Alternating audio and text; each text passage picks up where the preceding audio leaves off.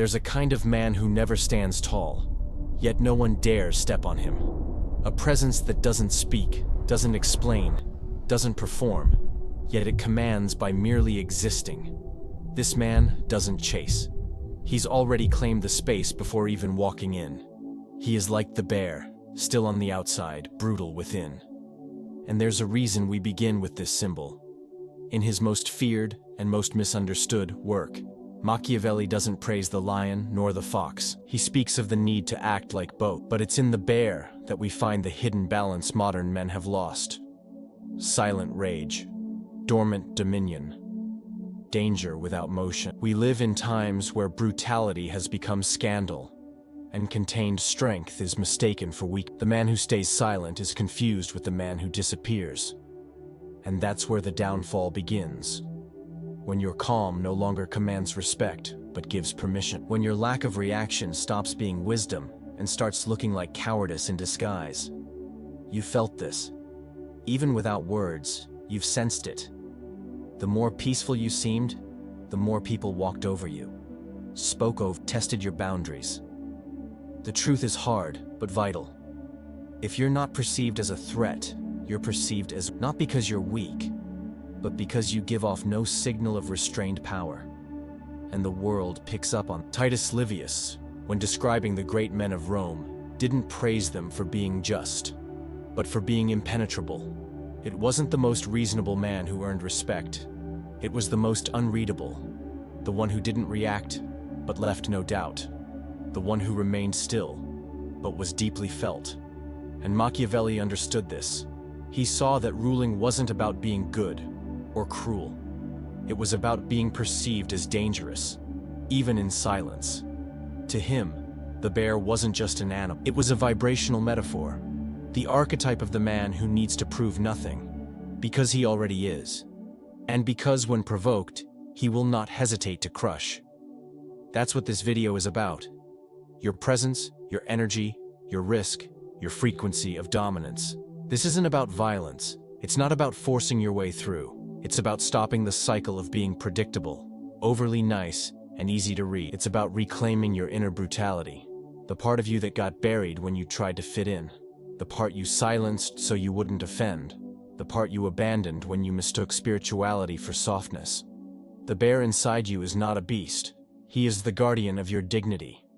In this video, I want to show you how this symbol can rebuild you. I want you to see where you've been silently failing in your pursuit of peace. I want to reveal the forgotten codes of vibrational power, and above all, I want you to stop asking for space and start being the territory. You don't need to be loud, you just need to be felt. And to be felt, you must awaken what you've put to sleep. The presence that commands, the spiritual brutality, the instinct that watches in silence, but acts without hesitation. Be like the bear, still on the outside, brutal on the inside. That changes the invisible mistake of always seeming calm. You become predictable. Calmness, when it lacks tension behind it, doesn't command respect. It becomes a lukewarm cloth no one even feels when they touch it. Most men who seek peace lose their impact because they confused serenity with neutrality, maturity with passivity. And in that quiet, creeping distortion, they started being treated as if they didn't even exist. Being calm is not the problem. The problem is being calm and predictable. Because when everyone knows exactly how you'll react, or worse, that you won't react at all, you stop being a presence. You become a background. When a man becomes predictable, he becomes fertile ground for disguised abuse. No one fears crossing his boundaries. No one hesitates before exposing him. Because they know, at most, he'll just take a deep breath. Maybe force an awkward smile. Maybe try to handle everything with patience and goodwill. But not with presence. Not with brutality. Not with the silent strength that ends all boldness with a single look. People feel safe invading the space of a man who emits no signal of danger. And not because you're weak, but because you don't vibrate risk. And in a world where respect is given before the first word is spoken, that's a fatal mistake. Serenity that doesn't intimidate becomes an open invitation to be disrespected. Calm that doesn't impose becomes open terrain for anyone to walk all over. And you know this. You've been in conversations where your words meant nothing. You've felt the gaze that pierced right through you, the interruption no one apologized for, the touch that crossed the line, the presence that was simply ignored. This isn't about yelling. It's not even about reacting. It's about learning that in some situations, the absence of tension equals the absence of value. The world doesn't just respect those who are good. It respects those who are good and dangerous. Those who are calm but carry something within. The man who can smile and still destroy. And what destroys isn't action. It's the possibility. It's the silent frequency of someone who, if pushed, knows what to do and doesn't hesitate. If you've become predictable, it's time to relearn the value of risk, to bring back the unpredictability of your presence, to go quiet, but with tension, to be calm, but brutal. Because a man who never emits danger in the eyes of the world is just another man who can be ignored. And you weren't born. Be careful with the energy of not reacting to any. It disconnects you from your instinct. There's a fine line between self-control and self-abandonment, between serenity and dissociation, between maturity and instinctual. Many men pride themselves on not react, but what looks like self-control is often just numbness. A body that doesn't react has already stopped fighting, but it's also stopped feeling. And that's not strength, it's freezing. Neuroscience calls it the fawn response, a survival mode where the body doesn't fight, doesn't flee, doesn't face. It simply shapes itself. Stays silent. It's the child who learned to be too good to avoid punishment. It's the adult who still carries that programming as if it were a virtue. But it's not a virtue. It's trauma, disguised as patience. The man who doesn't react to anything has lost touch with his instinct. And instinct, contrary to what you were told, is not your enemy. It's the most primal, powerful radar you have. When you disconnect from your instinct, you lose the ability to protect yourself vibrationally. You start attracting situations that demand a reaction, but you no longer remember how to. With every boundary crossed, you say, "It's fine." With every disrespect, you smile. With every subtle abuse, you rationalize. But inside, something dies. Slowly. The tension that should brace your body vanishes. The heat that should rise through your spine freezes. And you become a good man, but only for others, never for yourself. This constant repression of instinct doesn't make you superior. It makes you harmless. And harmless men live under the mask of reason, while bleeding inside. Vibrational brutality isn't losing control.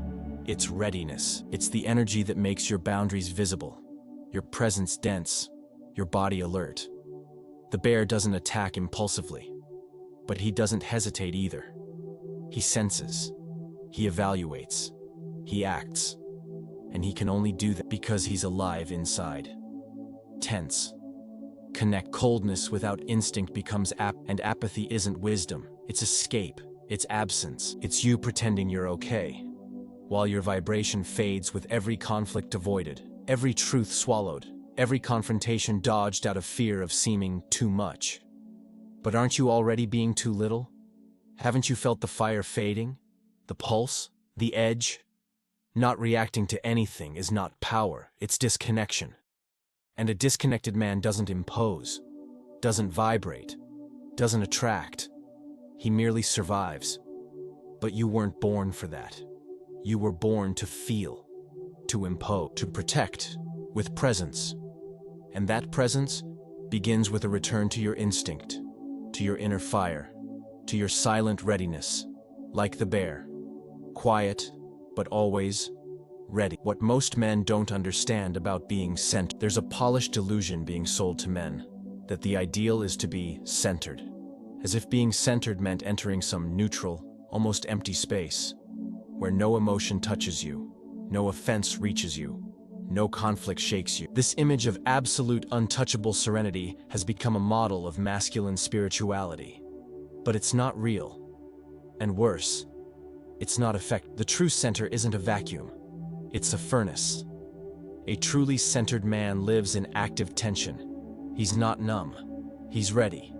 He feels everything, but nothing knocks him off course. He sees it, but stays balanced. He hears everything, but chooses where and how to respond. He's like the bear in his cave, still, yet fully alert, sensing every vibration, hearing every sound, tracking every possible threat. The center is vigilant. It is concentrated energy, not canceled energy. Confusing centeredness with passivity is a trap. You don't need to look like some cold, unshakable rock. You need to be a force field. Invisible, but undeniable. Still, but centered. The idea that a centered man never wavers is a disservice, because it makes you feel guilty for simply feeling. And that's when you begin to emotionally mutilate yourself in the name of a spirituality you never truly understood. Inner mastery isn't the absence of impulse. It's the conscious direction of power. The man who feels rage and turns it into precise, silent action. That man is centered. The man who feels fear and still moves forward. That man is centered. The man who feels disappointment but doesn't turn bitter. That man has built his core. And that core is brutal because it doesn't flinch. It doesn't seek approval. It doesn't negotiate principles. It simply is. And that, by itself, demands respect. Being centered is not about being disconnected. It's about being fully present. And true presence is a tense, heated, deep vibration that says, without a word, I'm here, and I will not retreat. That's what you need to the center, not as an escape from emotion, but as mastery, not as neutrality, but as readiness, not as fake peace, but as real power.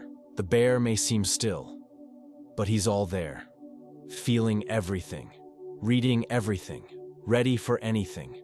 Be like him, because in that kind of centeredness, respect is born and it stays. 3-layer method to build silent vibrational brutality. This isn't about learning to scream louder or hit harder. It's about occupying space with a frequency that precedes words, cuts through bodies, and commands respect before anyone even understands why. Silent vibrational brutality is a field you carry around you, one that says, without saying, don't test me. It doesn't come from a rehearsed pose or from trying to look strong. It's built through inner layers, crafted with intention. And there are 3 fundamental layers, 3 invisible foundations that transform your presence into territory. Layer 1, strategic breathing, not shallow, autopilot breathing, but conscious, deliberate breath. The kind that precedes action, anchors your gaze, and regulates your emotion. Before you act, breathe. Before you react, feel the air move through you, as if clearing out hesitation. Because the man who breathes with awareness speaks with precision. Layer 2, visualization of breakpoint. You're not going to explode, but you know you could. You feel the moment something in you wants to rupture, and instead of suppressing it, you visualize internally that breaking, not to lose control, but to be prepared. It's this silent visualization of contained fury that gives your energy weight. The bear doesn't attack, but carries the threat in every fiber. Layer 3, physicality, posture and presence. Open shoulders, grounded chest, neutral chin, still eyes. Your body is the most primal communication tool you have. Before you say a single word, others already feel whether you're a threat or a resource. Vibrational brutality doesn't shout. It lingers, and its stillness is deeply uncomfortable, especially for those who thrive on controlling others. These 3 layers, strategic breathing, rupture visualization, and posture of contained threat, don't turn you into a monster. They turn you into a whole man, and a whole man imposes, not through brute force, but through the silent density of someone who no longer needs to prove. That's the bear's code. He doesn't ask permission to enter. He enters, and the space adjusts, because his frequency has already spoken. Why silence can be more brutal than confrontation. The right kind of silence isn't the absence of sound. It's a dense presence. It's the space between gesture and word, where power reveals itself effortlessly. When a man goes quiet with intention, he doesn't vanish. He multiplies in the other's imagination. Because true silence isn't empty. It's contained threat, unrevealed decision, suspended movement. And that, to the unconscious mind of others, is terrifying. There's a brutal difference between the silence of the weak and the silence of the dangerous. The first is submission. The second, a choice. The first is silence out of fear. The second, out of control. When a man stays silent knowing full well he could act, but chooses not to, he triggers something ancient in the other, the fear of unpredictable punishment. And Machiavelli knew, as he wrote, "Men offend either from fear or from hatred. But what few realize is this: a man who carries tense silence provokes both. He is feared, and because of that, he is avoided." Today's culture glorifies speech as solution, as defense, as necessity. But the bear does not speak. He does not roar. He never justifies his space. He remains, and that stillness weighs. Because the one who observes in silence forces others to face their own noise, to squirm inside their own presence. Silence is a mirror, and mirrors have no mercy. Direct confrontation may release tension. Dense silence multiplies it, and it's in that vacuum, between what could have been said and what wasn't, that the purest form of respect is born. The kind of respect that needs no explanation. The kind that arises when the other person realizes they haven't figured you out. They couldn't read you, couldn't measure your presence. And because of it, they don't dare. That is the brutality of silence. Not the kind that pushes people away through coldness, but the kind that commands through presence. Not the silence that pretends peace, but the silence that carries the possibility of war. A silence that isn't neutral. It's charged, heavy, alive. The bear doesn't need to roar. He just needs to be there. And being there is enough to make anyone think twice before moving forward. And that is power. Power without F. Power that comes from within and lingers long after you're gone. Subtle sign. Your frequency has been emasculated. There are moments when something breaks, but no one hears the sound. The rupture is internal, silent, almost invisible. But after it happens, you are no longer the same. You begin to carry in your body and in your energy the signs of vibrational emasculation. Signs that don't scream, but reveal. Signs that don't show in your words, but leak through your eyes, your tone, your breath, your lack of presence. You start explaining yourself too much, justifying every decision, every absence, every boundary you dare to set. With every explanation, your strength seeps away, and others feel it. They feel they can demand more, push more, cross more lines, because they see you're no longer grounded. You're begging to be understood, begging for approval with every polite sentence, every social smile, every "it's all good" you say when everything inside you is screaming that it's not. You laugh last, but not because you've won. You laugh out of convenience, because you no longer know where to put your anger. You laugh because you don't want to seem difficult. And in that laughter, no one hears you anymore.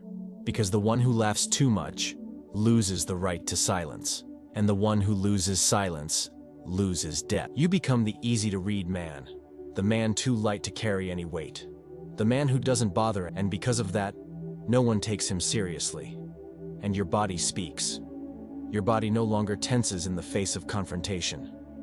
Not because you've transcended, but because you've given up. The musculature of honor has gone numb. Your shoulders don't expand. Your eyes don't confront. Your presence doesn't interrupt. And slowly, you become a harmless man. A man whose frequency is too soft to intimidate, too weak to attract, too diluted to be respected. This emasculation doesn't happen overnight. It's progressive, subtle, sneaky, and the cruelest part? You notice, but you don't know how to come back, because you've already slipped into the role. You've gotten used to the comfort disguised as virtue. You've normalized the absence of tension as maturity, but the price you pay is steep. Your energy stops being a field of presence and becomes background noise, invisible, tasteless, ignored. But frequency isn't lost, it sleeps, and it can be awakened. That inner brutality you buried, it's still there, latent, waiting to be called back. And the first step is admitting it. If you feel you've lost respect, maybe it started the moment you stopped imposing yourself, even if only through silence, even if only through your body. Because before anything is spoken, everything is felt. And what you emit, even in silence, screams. It screams what you tolerate. It screams how much you're worth. It screams whether you're still here, or if you've already left. Even while standing in the room, the fatal mistake of trying too hard to be understood. There's a kind of exhaustion that doesn't come from your body or your routine. It comes from the constant effort to make yourself understood, to translate what you feel, to justify who you are. And this exhaustion is masculine. It's ancestral. It's spiritual. The man who needs to be understood all the time is trapped in a maze that wasn't built for him to escape, but to dismantle him. The bear's energy cannot be translated. Its instinct, its presence, its frequency. And every time you try to put it into words, you weaken it. Because mystery doesn't tolerate explanation. The sacred can't be described. The deep doesn't reveal itself. It imposes itself. And the more you try to be clear, the smaller you become. The more you try to be understood, the more you become decipherable. And what is decipherable loses power. The need to be understood is born from the fear of rejection, from the insecurity of being misread, from the anxiety of seeming rude, cold, or insensitive. But pay attention. Have you not noticed that even when you try to be clear, you're still misunderstood? Even when you choose your words carefully, people still twist your meaning. Even when you explain your intentions, they treat you as if you meant the opposite. That's because it's not about the clarity of your words. It's about the density of your frequency. And frequency doesn't explain itself. It's felt. When you walk into a space without needing to explain yourself, people get it. They get it from your eyes, your breath, your silence, your posture. They sense, this is not a space for games. This is not someone to test. This is not a man to manipulate. The bear doesn't explain himself. He exists. And that existence, loaded with silent brutality, is enough. He's not concerned with being understood. He's concerned with being respected. And there's a vast difference between the two. One seeks acceptance. The other claims territory. And territory isn't drawn with words. It's carved through presence. The world doesn't need to understand you. It needs to feel you. It needs to adjust when you arrive. It needs to know that in front of them stands someone who, even in silence, carries a universe too vast for explanation. You're not a manual. You're a field. And a field doesn't translate. It doesn't prove. It doesn't justify. It simply is. That's when you start becoming the bear. When you stop explaining and start being felt. What the bear archetype teaches about territorial presence. Not every animal dominates by attack. Some dominate through the space they occupy. The bear is that kind. He doesn't chase. He doesn't warn. He doesn't negotiate. He positions himself. And that is enough. His body shapes the landscape. His slowness demands reverence. His stillness instills fear. The bear archetype teaches what modern men have forgotten. Presence is the rawest and most respected form of dominance. The bear doesn't invade. He defines boundaries. He walks where the land is already his. And when he senses a threat to that territory, he doesn't respond with noise. He responds with certainty. Territorial masculinity isn't aggressive. It's inevitable. It doesn't force its way. It reveals itself with clarity. This is my space. And I don't need to raise my voice for you to understand. This territorial presence is what so many men lack. Because over time, they were taught to shrink, to ask, to negotiate their energy in order to be accepted. But the man who reconnects with the bear archetype stops asking. He stops warning. He stops announcing that he's going to change. He changes. And the change is felt before it's understood. Because his presence shifts the field. This energy begins in the body, in the way you walk into a room, the rhythm of your steps, the silence of your breath, the steadiness in your eye, the tone of your voice, the time you take before responding. Presence isn't about visibility, it's about density. And density is built through small, conscious choices. The choice not to rush. The choice not to explain. The courage to hold space while others squirm in discomfort before your stillness. When a man becomes territory, he stops adapting to everything around him. He becomes the point of reference, and everything around begins to adjust, not because he demands it, but because he vibrates it. The bear doesn't want to dominate. He simply refuses to be moved. And that posture, silent and ancestral, is what separates the awakened man from the domesticated. Territorial presence can't be learned from books. It's reactivated in the body. And the body, when rooted in its own firmness, emits a signal no one dares ignore. Not with words, but with existence. And that existence, when truly anchored, changes everything around, because the space stops being neutral and becomes yours, without you needing to say a single. How weak dopamine blocks your power frequency. Behind the lack of presence, behind the struggle to hold eye, to enforce boundaries, to make your words carry weight, there's often an invisible fact. Not the dopamine of pleasure, the dopamine of action. The dopamine that determines how long you can hold tension, how much discomfort you can endure, how well you can maintain your energetic frequency intact in the middle of chaos.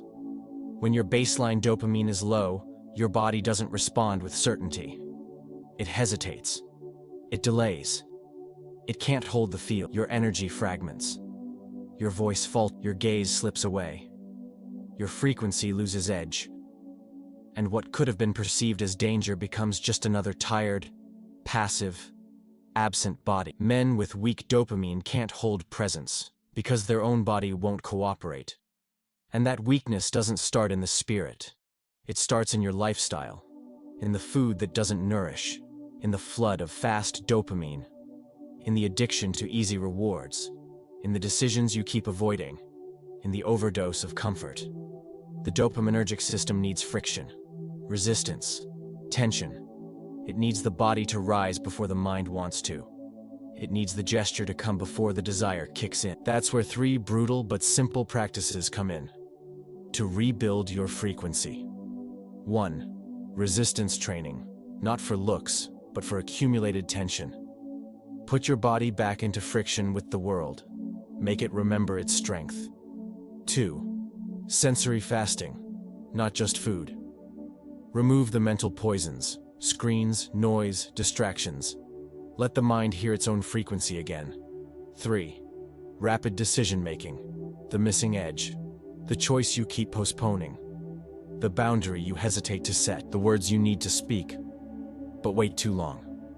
Dopamine is the chemical foundation of vibrational brutality, and when it's intact, you don't need to prove anything. Your body already says it all. Your presence holds tension.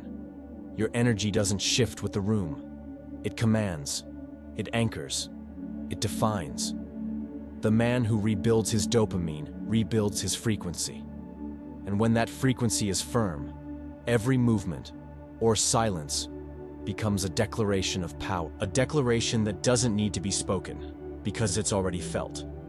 From the very first second. Real story. The man who broke from being too calm and rebuilt as a bear. He was a therapist, a specialist in listening, welcoming, understanding others. A gentle man, thoughtful, measured, incapable of raising his voice. His office was a refuge for others' but his own life? It was a minefield of concessions. He had the right words, the soft gesture, the perfectly reasoned arguments. But inside, there was no more heat, no more tension, only exhaustion. His wife, after years at his side, left without looking back. She said he was too good, but she didn't feel anything. His friends stopped calling, not out of cruelty, but because they knew he'd accept any absence. His clients admired him, but no one feared him. And without fear, there's no reverence. Without tension, there's no magnet. He was the ideal man, until he realized that this ideal had made him invisible.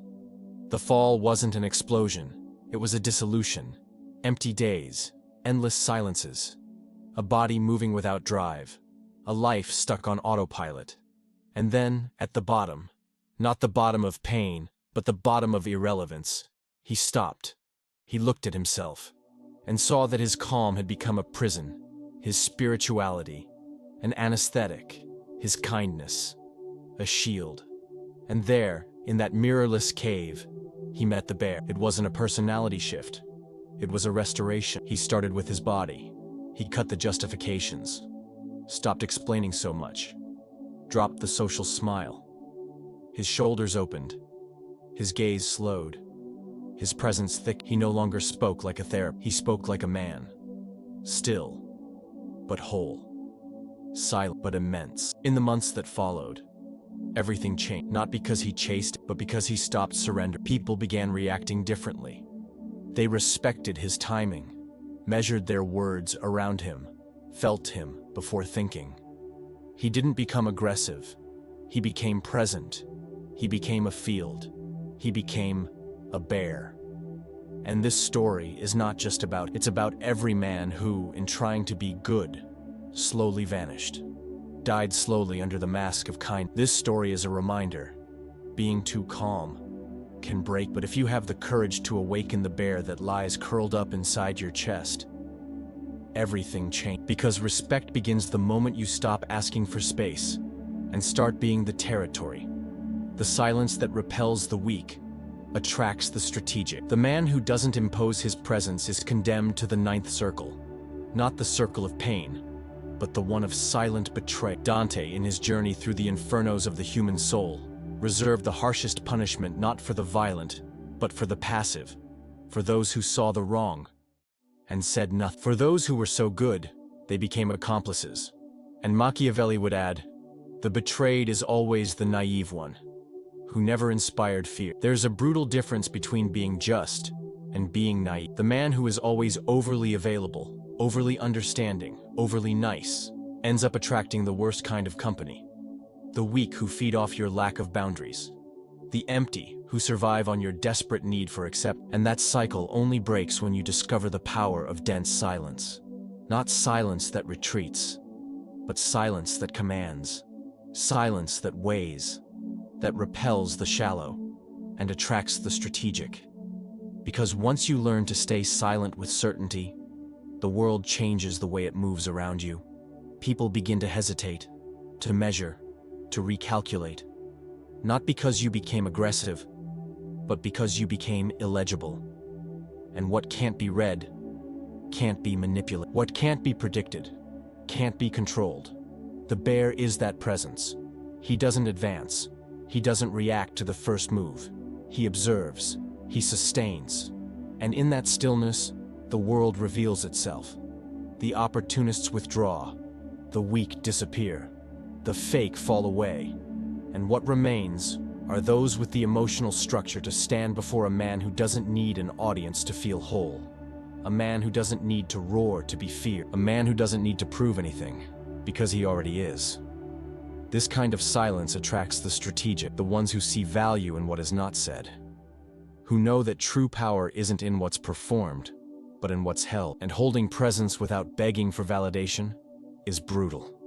Brutal, because it demands deconstruction. Brutal, because it forces you to kill the old versions of you that begged for approval at all costs. But that brutality gives you ground. It gives you a center. It makes you territory. If you need to be loved, you will be domesticated.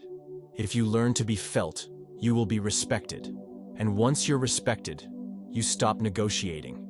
You stop begging for attention. You stop explaining. You simply remain firm, silent, lethal, if necessary. Because the bear's brutality is not in the attack, it's in the possibility. It's the invisible field that says, not here. And that field is what separates the awakened man from the desired, from the domestic. Stop asking for space. Be the territory. And may the silence that protects you be the same silence that commands. Always. To the very end.